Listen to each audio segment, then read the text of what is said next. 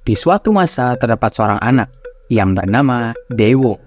Anak itu ditemukan pingsan. Kebetulan orang yang menemukan anak itu adalah seorang gubernur.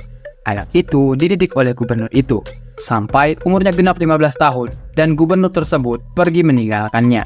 Alhasil dari didikan gubernur itu, anak tersebut bisa mandiri serta dapat memenuhi semua kebutuhannya kecuali mendapatkan seorang istri. Karena hal tersebut, ia pun melakukan perjalanan untuk mencari calon istrinya.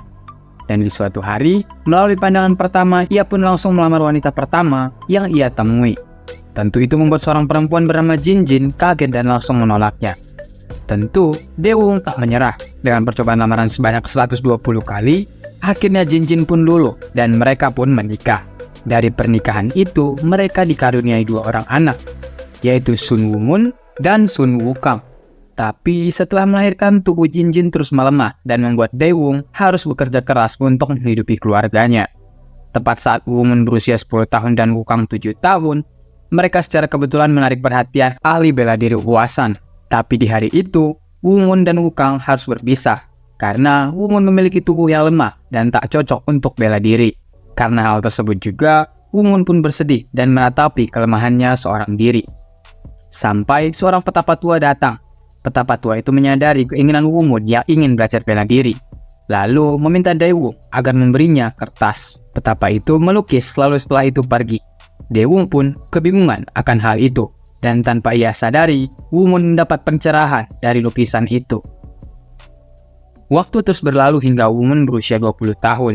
Di waktu yang setelah itu, hanya Woo-moon gunakan untuk meratapi lukisan. Dan membuat orang-orang di sekitarnya menganggap Woo-moon adalah orang bodoh. Di saat Woo-moon pergi, ada seorang master yang menatap lukisan itu dan berniat membelinya. Karena keuangan keluarganya menipis dan tak mengerti lukisan itu, Daewoo pun menjual lukisan itu dengan harga murah. Tapi master yang singgah tersebut merasa tak enak hati dan memberikan pedangnya sebagai tambahan. Lalu pergi dari sana. Sewaktu Woo-moon kembali ke rumah, ia mencari lukisan tersebut dan yakin kalau ayahnya telah menjualnya.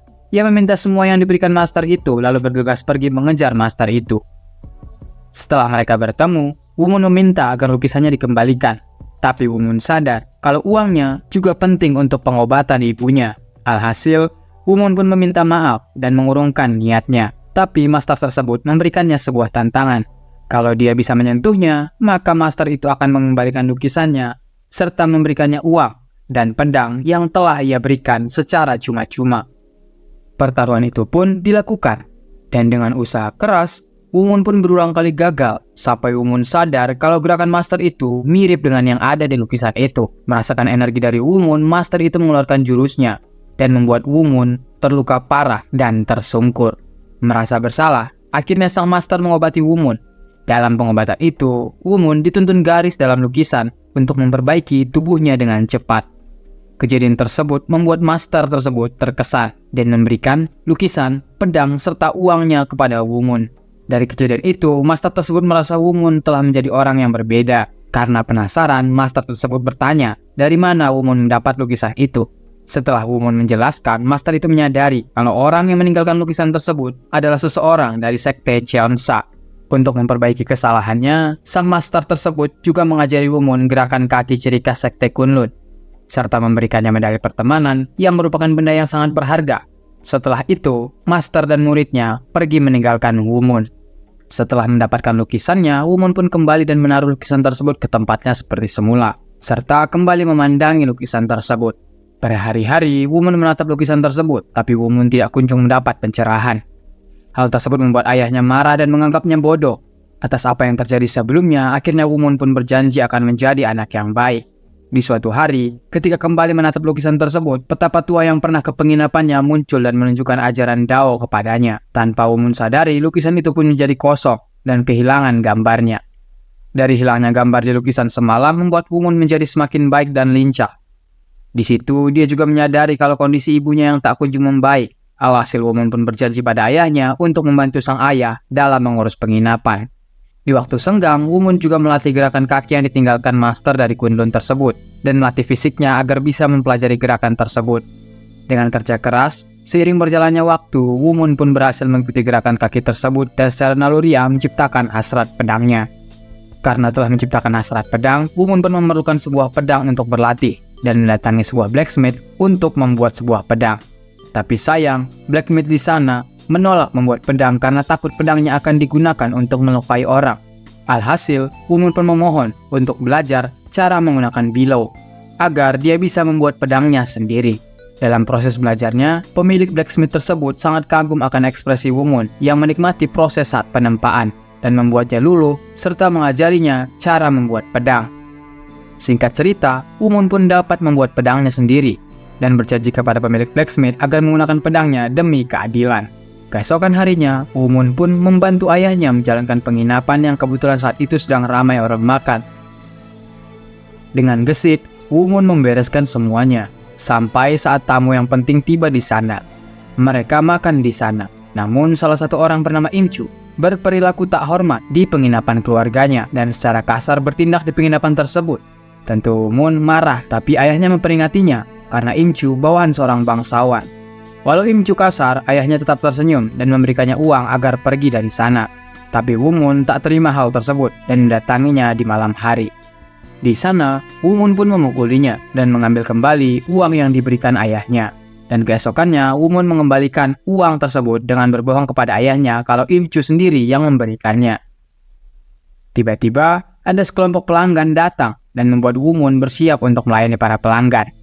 Di sana, Wumun merasa kesan tak sedap dari mereka dan menyadari kalau salah satu wanita di sana dimusuhi dan dibuli. Alhasil, Wumun pun mengerjai mereka dan membantu salah satu wanita tersebut dengan memberikan penginapan bagus agar dia bisa beristirahat dengan tenang. Di malam hari saat Wumun berlatih, ternyata Imchu datang untuk balas dendam dengan menyewa beberapa orang dan berencana untuk membuat Wumun babak belur. Tapi tak disangka Wumun bisa menangani orang-orang tersebut dan membuat orang bayaran itu kabur. Alhasil tersisa Imchu seorang diri, serta mendapat oleh-oleh langsung yang diberikan oleh Wumun. Keesokan harinya, para tamu sebelumnya meminta berbagai hal pada Wumun dan membuat Wumun kesal. Tetapi Wumun tetap membantu Yeosol yang terbuli agar merasa nyaman tanpa memberitahu yang lain. Saat tahu penginapannya pergi, ayahnya menanyakan kenapa Wumun begitu baik pada salah satu wanita di kelompok itu. Dan Wumun pun mengungkapkan kalau dia mengingat sosok adiknya dan penasaran apakah adiknya baik-baik saja atau diperlakukan buruk seperti Yeosol tadi. Wumun pun berencana untuk melamar pekerjaan menjadi seorang porter di keluarga bangsawan Libi dengan tujuan untuk bekerja mencari uang sekaligus berniat untuk bertemu dengan sang adik. Karena Wumun tahu kalau sekte Hwasan juga akan berada di Goryangpyeong. Setelah sang ibu mengizinkan, Wumun pun berangkat dan menjadi porter di rombongan 250 orang dengan Putri Yeon dan seorang seniman bela diri dari sekte Kunlun yang disewa untuk mengawal perjalanan mereka. Di malam hari saat berkemah, Mun Kwang, sang seniman bela diri dari Kunlun, berusaha mendekati Putri Yeon, tapi pandangannya malah teralih kepada Wumun yang sedang mengambil air. Tentu hal tersebut membuat Mun Kwang marah dan berniat untuk mencelakai Wumun. Mun Kwang menembakkan sebuah jarum, tapi itu dengan mudah dibatalkan oleh Wumun dan membuat Mun Kwang menjadi panik karena berpikir Wumun adalah seniman bela diri yang sedang menyamar. Selesai dengan semua itu, Wumun berlatih pedang dan kedatangan seorang yang misterius. Ia tampak ramah dan penasaran dengan seni bela diri Wumun. Ia terus mengikuti Wumun, bahkan mendaftarkan dirinya sebagai seorang porter agar dapat bersama dengan Wumun.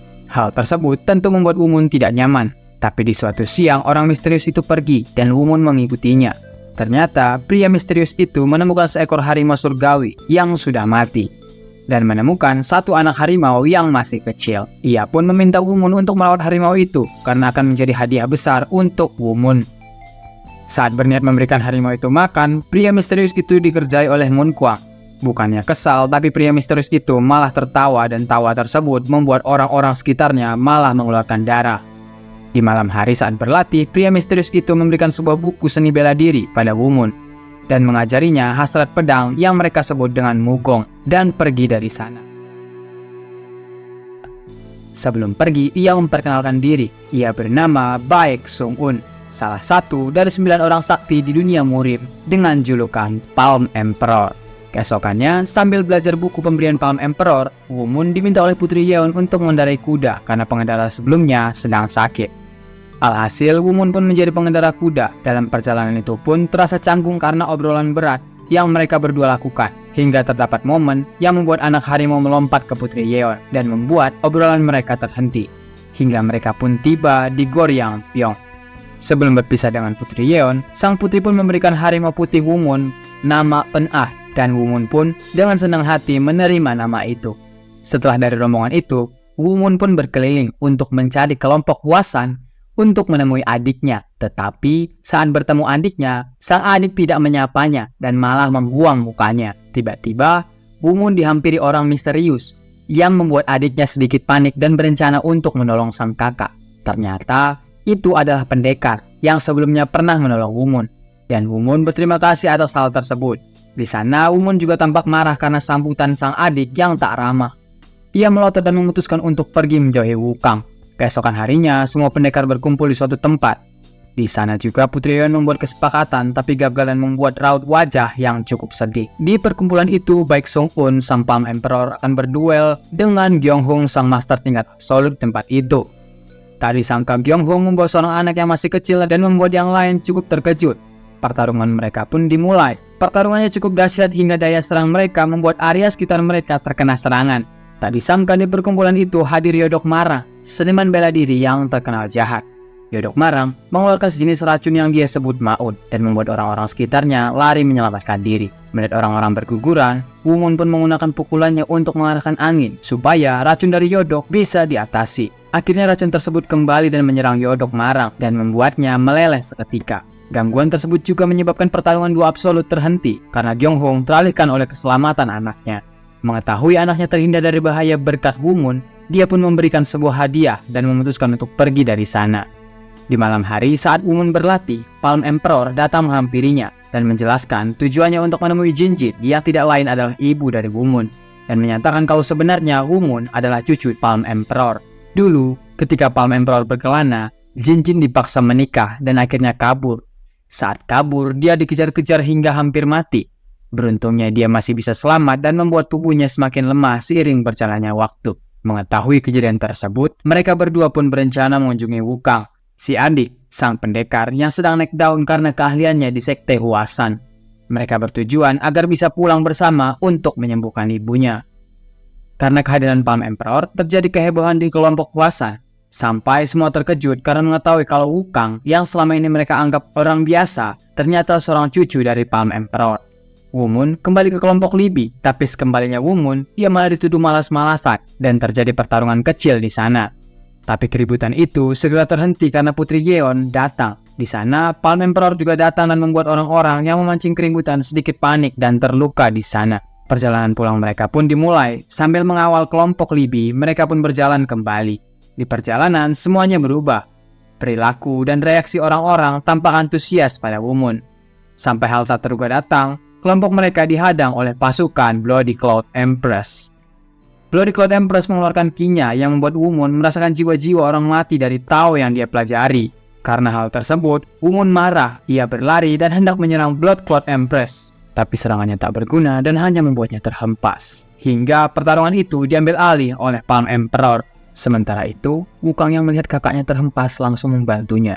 Dan mereka berdua pergi membantu rombongan Putri Yeon untuk bertahan dari serangan pasukan Blood Cloud Empress. Pertarungan semakin sengit hingga membuat Wumun dan Wukang kerepotan. Dalam keramaian itu, Wukang menyadari kalau kakaknya adalah sosok yang amat kuat hingga mampu menjatuhkan banyak prajurit secara terus-menerus. Pasukan musuh semakin sedikit, tapi pertarungan harus terhenti karena musuh telah menyandra Putri Yeon dan bawahannya yang membuat Wukang dan Wumun kebingungan. Di situasi itu, Palm Emperor datang dan seketika menghabisi pasukan yang tersisa. Di sana kedua cucunya sangat salut karena Palm Emperor dapat mengalahkan Blood Cloud Empress. Tapi ternyata serangan Wumun sebelumnya membuat Palm Emperor mendapat peluang untuk menyerang. Tapi sayang, Blood Cloud Empress malah kabur melarikan diri. Dalam kejadian itu, banyak prajurit yang gugur. Alhasil, prajurit musuh dikumpulkan lalu dibakar, sedangkan yang termasuk rombongan dibawa untuk dikebumikan keluarganya masing-masing. Akhirnya mereka sampai. Dalam kejadian itu, Wumun menyaksikan banyak hal menyedihkan dan membuatnya marah, tapi kakeknya menasihatinya supaya memperkuat diri dulu sebelum balas dendam. Di sisi lain, karena pertarungannya dengan Blood Cloud Empress, Palm Emperor meminta maaf dan memberikan Putri Yeon sebuah hadiah berupa Night Claw Game yang harganya bisa membeli satu buah kastil. Di situ Palm Emperor juga memberikan syarat agar ia tidak memberitahu barang itu berasal dari dirinya dan tidak membocorkan identitasnya kepada orang lain. Lalu mereka bertiga pun pergi ke rumah. Sesampainya di sana, Daewoo menyambut mereka dan penasaran dengan orang misterius yang bersama dengan Woo-moon dan Woo-kang. Di sana sempat terjadi perdebatan karena bagaimana bisa seorang yang masih muda bisa menjadi kakek dari Woo-moon dan Woo-kang. Tapi validasi dari Jinjin membuat ekspresi Daewoo mengakui kalau ternyata itu adalah ayah dari Jinjin. Setelah pertemuan mengharukan itu, Palm Emperor pun berusaha untuk menyembuhkan tubuh Jinjin yang melemah. Dan keesokan harinya, Woo-moon berniat pergi untuk meminta bayarannya di rumah dagang Libby.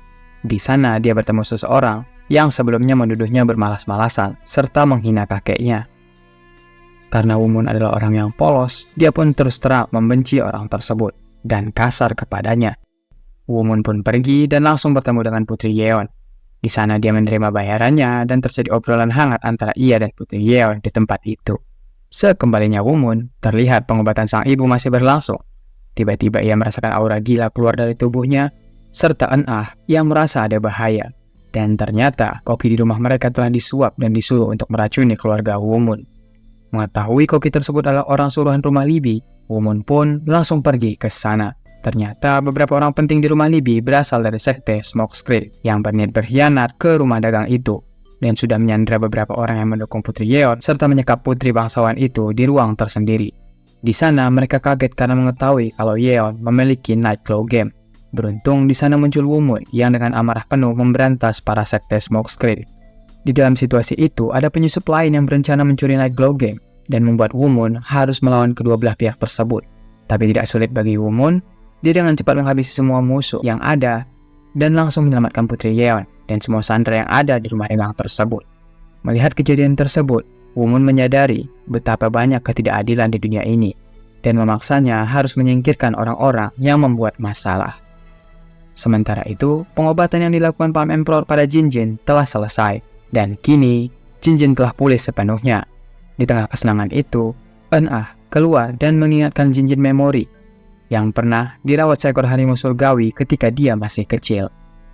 Di situ juga Jinjin berniat untuk kembali berlatih seni bela diri karena melihat anak-anaknya yang sudah belajar seni bela diri dan ia juga harus cukup kuat untuk melindungi sang suami yang tidak mempelajari seni bela diri. Lantas dengan tuntunan Palm Emperor, latihannya pun berjalan.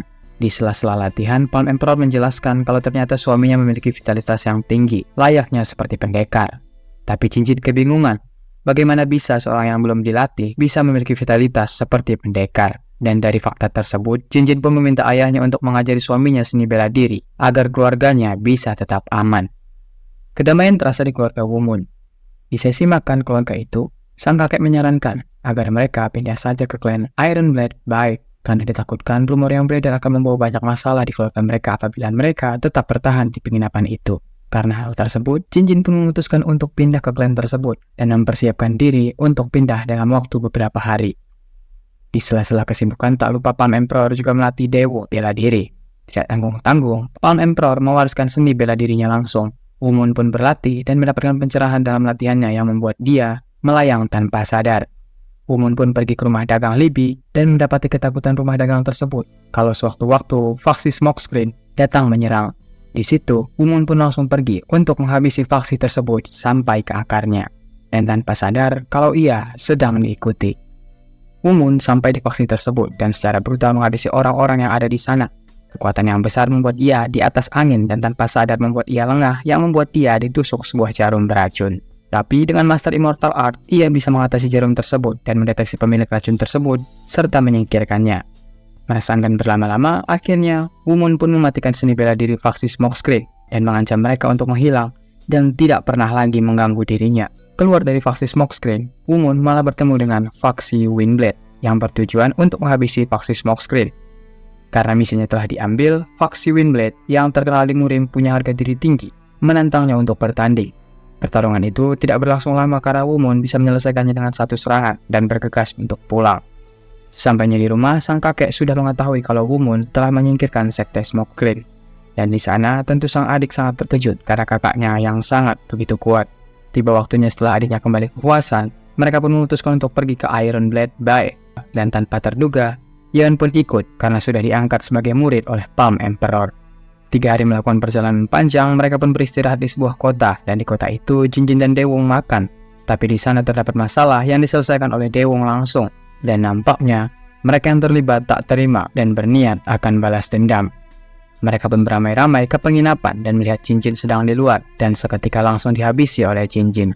Orang-orang yang tadinya ingin balas dendam akhirnya kalah dan dengan naif direkrut oleh Wu-Mun untuk menjadi pelayan keluarganya. Semakin dekat dengan klan Iron Blade baik, Jin semakin khawatir kalau kembalinya mereka juga akan membawa masalah ke depannya. Benar saja, di sana Wu-Mun langsung berseteru dengan penjaga di sana dan membuat Palm Emperor harus turun tangan. Kehadiran Palm Emperor di klan itu membuat rapat keluarga pun diadakan. Di sana, para tetua saat ini menginginkan Jin yang kembali dihukum karena telah mempermalukan klannya, karena Jin lari dari pernikahannya.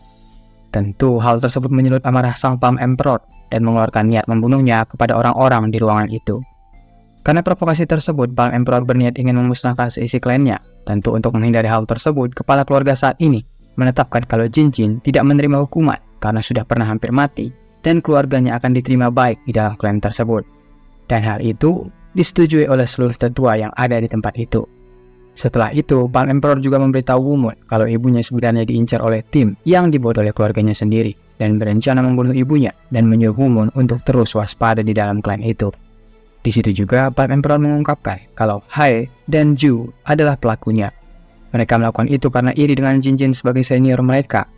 Di sana, Palm Emperor juga menitipkan pesan kalau banyak orang yang lebih kuat dari dirinya diganggu dan menyuruh Wu-Mun untuk berhati-hati dan tidak meremehkan lawannya. Ia juga menitipkan obat yang sebelumnya ia gunakan untuk menyembuhkan Jin agar disimpan keadaan darurat. Keesokan paginya, tiba-tiba sudah ramai tim Beast Hunter Iron Blade yang datang ke depan kediaman Jin dan memberitahu kalau Baekjo telah mendesak semua orang untuk menjadikan Jin sebagai tetua di sana. Merasa tidak aman kalau skuad tersebut ada di kediaman mereka, jadi Wu-Mun pun berencana merekrut berbagai orang dengan kelebihan tertentu yang diambilnya dari daerah kumuh dan melatihnya sendiri. Ia pun menyusuri daerah kumuh dan merekrut berbagai anak-anak yang akan dididiknya sendiri. Di satu waktu, Yeon pun mengungkapkan niatnya untuk membuka korps perdagangan di Hefei dan meminta bantuan Wu-Mun. Wu-Mun pun berlanjut berkeliling kota mencari orang-orang yang sesuai kriterianya untuk direkrut, tapi tak kunjung menemukannya. Sampai ia menyadari kalau sang ayah telah dipukuli, dan setelah mendapat penjelasan dari ibunya, Wu-Mun berencana untuk membalasnya. Wu-Mun pun mulai melatih anak gelandangan yang direkrutnya. Tak disangka, Baekju ada di sana dan membawa anaknya di sana. Mereka berdua tampak merendahkan keluarga Wu-Mun serta mengajak Wu-Mun untuk berduel. Duel mereka pun dimulai, tapi di sana Wu-Mun awalnya menahan diri dan melakukan cara licik agar dia bisa melukai anak Baekju tersebut tanpa terkena masalah.